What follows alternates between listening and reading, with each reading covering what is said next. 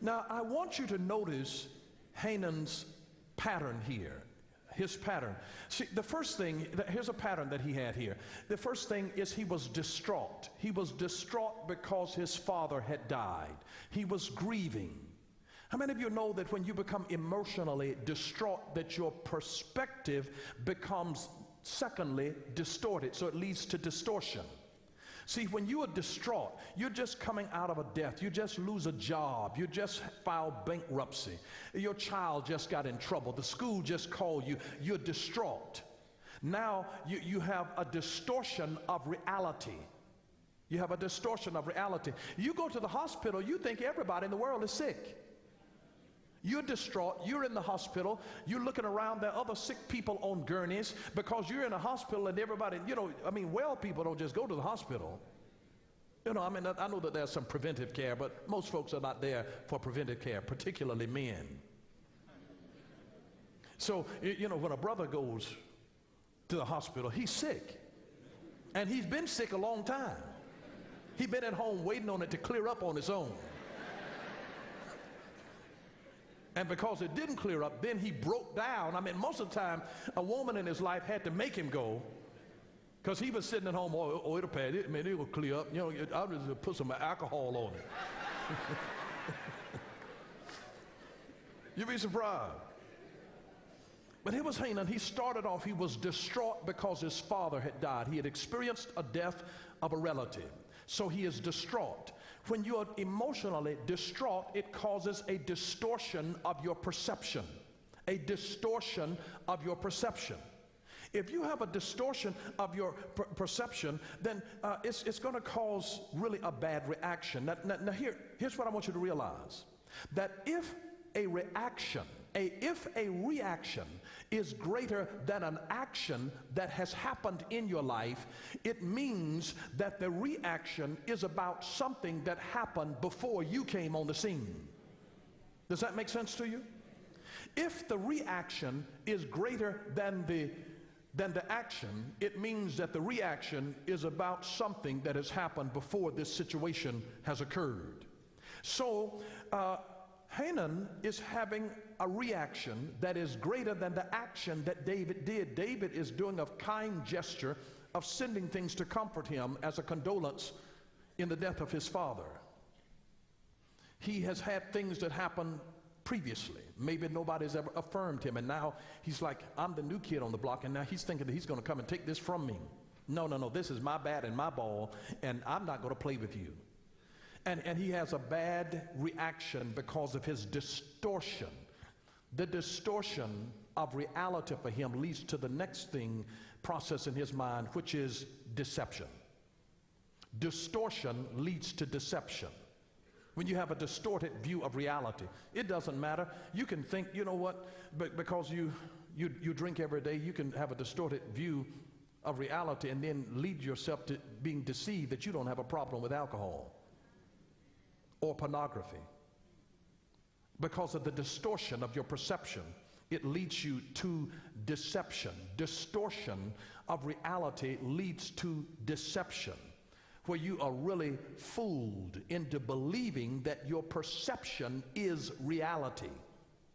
It might be your reality, but it may not be the reality of other people around you. People in the crazy house, that's their reality, but it's not the reality of the rest of the world.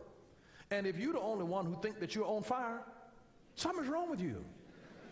If you're the only one who thinks that spiders are crawling on you, that's your perception. I'm not saying that it's not real in their mind, but if other people are looking at you, trying to get stuff off of you and nothing is on you, guess who's going to be looked at as crazy? And is going to be taken somewhere and probably medicated and restrained in some way. Because when you become distraught, it leads to distortion. Distortion leads to deception. Notice what happened. Out of the deception, because he was deceived into thinking that David was against him, it leads us to the next one. It caused disrespect or dishonor. Disrespect or dishonor. Now remember the word respect. Say respect. Re means back. Spect means to look. Every time that you respect, it means you look back. When you respect your mother, you respect your father, you look back and you remember when they made sacrifices and took care of you when you couldn't take care of yourself.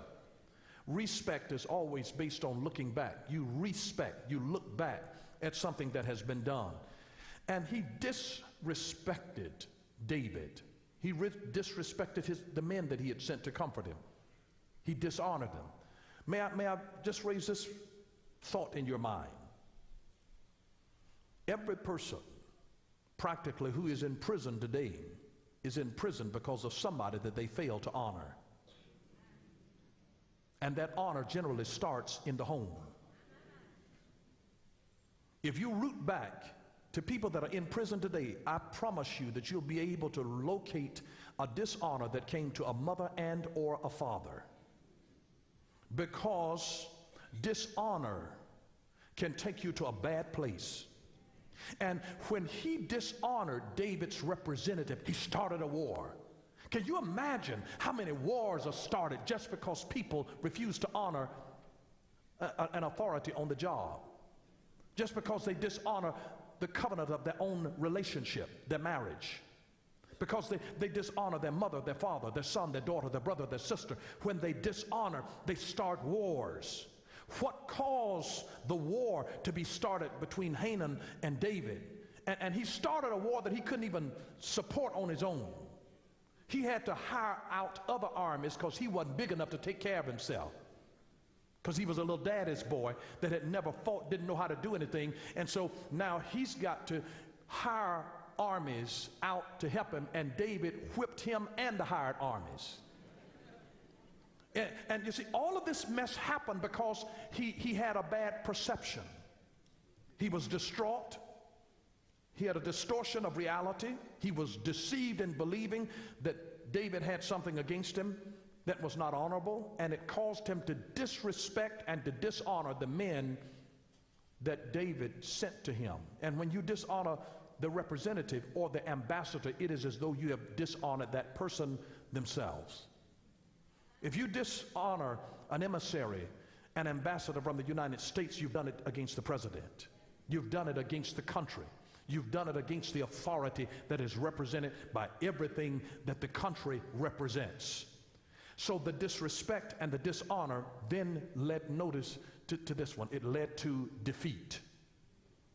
All of it now, because he was distraught, led to distortion. The distortion led to deception.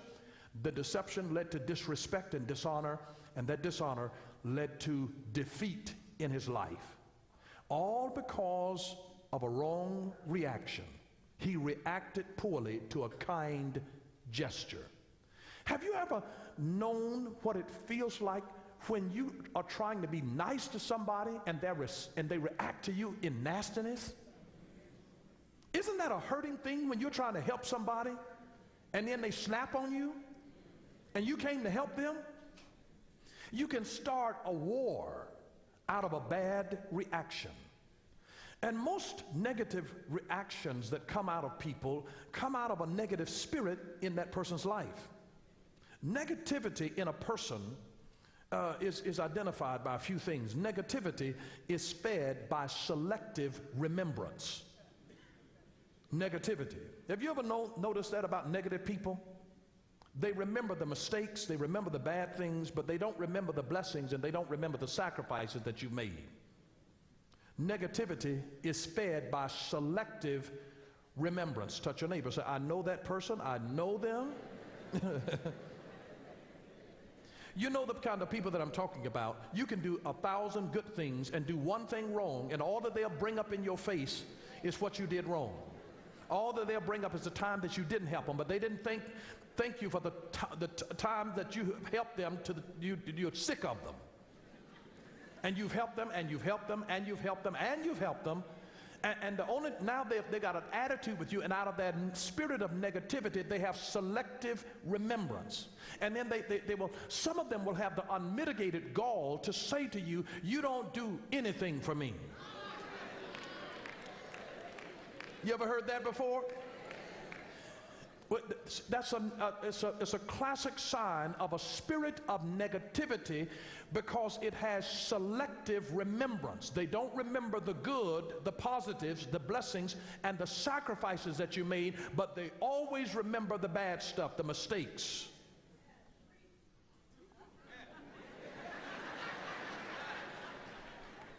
Negativity, it is fed by selective remembrance. And then self-pity is negativity internalized.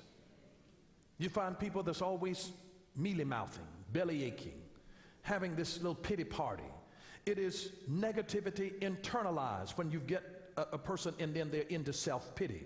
That's negativity internalized. Then complaining is negativity vocalized. If you give a microphone to negativity, it'll come out as complaining. Complaining, it is negativity vocalized. And then envy is negativity externalized. Now see, here's the difference between jealousy and envy. Jealousy wants a husband like yours. Envy wants your husband. Envy, don't turn your back. See, that's negativity. That's negativity. But here's my suggestion.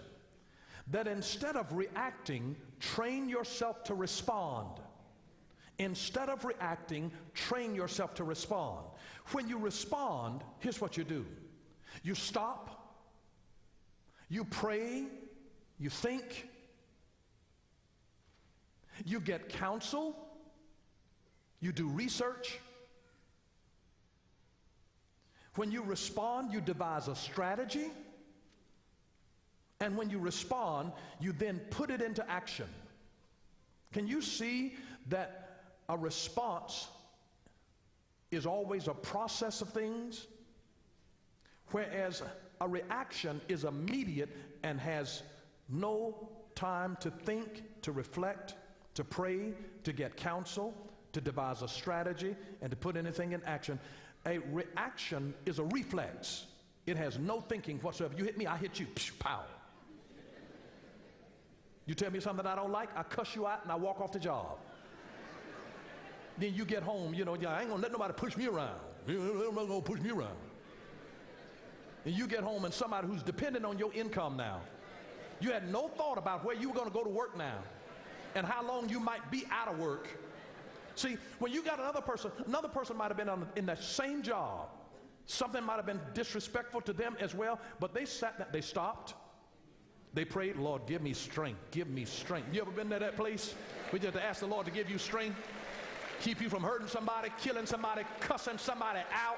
Lord, give me strength. I know you saved. But you have to pray about this thing. You have to think about it. You got to get some counsel. You go to one of your coworkers and you say, you know what they asked me to do? Now, they ain't even paying me what I'm worth already. And they got the unmitigated gall to be asking me, can I stay late today? You get some counsel from somebody, you say, well, girl, go on and make that extra money. Go on and stack that cash. You need to get some counsel. You need to get some counsel. Then devise a strategy. Then put it into action. Don't just react. Now, who you think you telling me to work? I got things to do. I had to put my child up. Don't react. Respond. Stop. Pray. Think. Get counsel. Do some research. Devise a strategy. Put it into action. So when you get upset about something, just say, you know what? It's all right. I'm working on something. That's all right. I'm working on something. You make them nervous then. Ladies, your husband makes you upset. It's all right, mama working on something. First thing he gonna be thinking, what you working on? What?